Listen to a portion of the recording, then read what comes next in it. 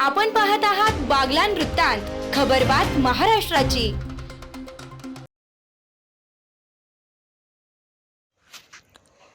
चारित्र्याच्या संशयावरून पत्नीचा खून करणाऱ्या आरोपीला जायखेडा पोलिसांनी ठोकल्या बेड्या। शीतल नितीन भांबरे वय 26 राहणार पंचवटी नाशिक हिला चारित्र्याच्या संशयावरून पती नितीन भांबरे याने गळा आवळून ठार केल्याची घटना नुकतीच घडली होती। याबाबत बागलाण तालुक्यातील रामतीर येथील मयताचे नातेवाईक पूनम बबन देसले वय 32 हिने पोलीस ठाण्यात गुन्हा व तक्रार दाखल केली होती।